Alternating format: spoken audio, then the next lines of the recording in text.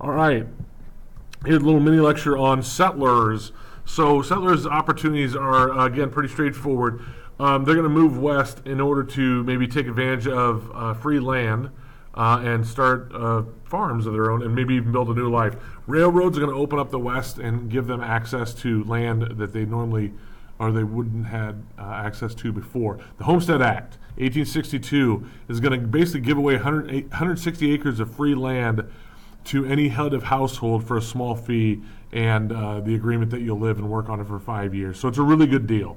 Also, the Morrill Land Grant Act is going to give each state some land to finance agricultural colleges to help farmers be more successful. So like Iowa State is a land grant college, and that call comes from that same law, the Morrill Land Grant Act.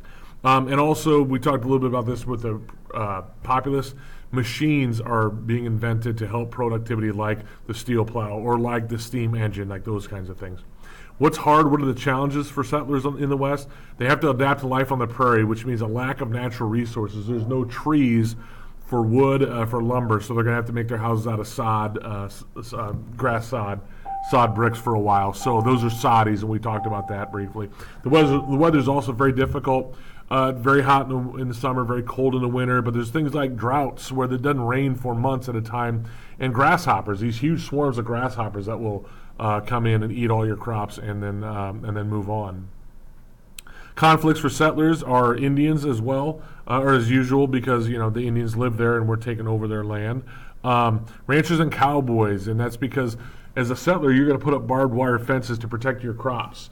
And when cowboys come through with their large herds going to the cattle towns, they might just cut your barbed wire to get their cows through your property quicker rather than going around.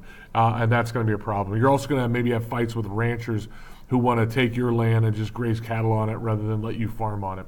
And then railroad owners, same for the just like we talked about with the populace, that's going to be a conflict because they're charging you so much money for to haul your stuff to market. So there is the brief little ditty on settlers.